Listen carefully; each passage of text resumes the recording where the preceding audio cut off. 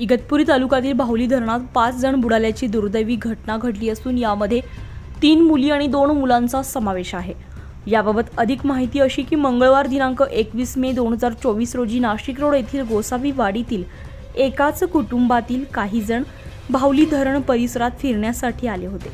सायंकाळच्या सुमारास यातील काही तरुण अंघोळीसाठी बाहुली धरणाच्या पाण्यात उतरले असता ते बुडत असल्याचं पाहून त्यांना वाचवण्यासाठी इतर 3 जणांनी पाण्यात उड्या मारून त्यांना वाचवण्याचा प्रयत्न केला। मात्र त्यांना वाचवण्याच्या नादात हे सर्व 5 जण बुडाले।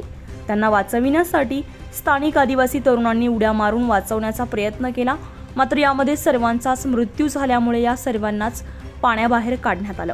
घटनास्थळी पोलीस निरीक्षक राहुल तसरे यांनी धाव घेऊन मदत कार्य करत हे सर्व मृतदेह जगद्गुरू नरेंद्राचार्य महाराज यांच्या मोफत रुग्णवाहिका, ठाकूर रुग्णवाहिका आणि 108 रुग्णवाहिकेतून इगतपुरी येथील ग्रामीण रुग्णालयात शवविच्छेदनासाठी आणण्यात आले।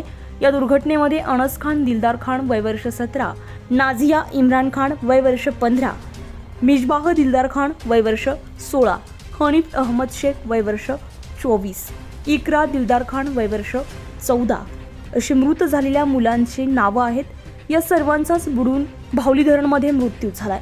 या घटनेमुळे गोसावी वाडीमध्ये शोककळा पसरली असून नातेवाईकांनी इगतपुरी ग्रामीण रुग्णालयामध्ये एकच गर्दी केली होती।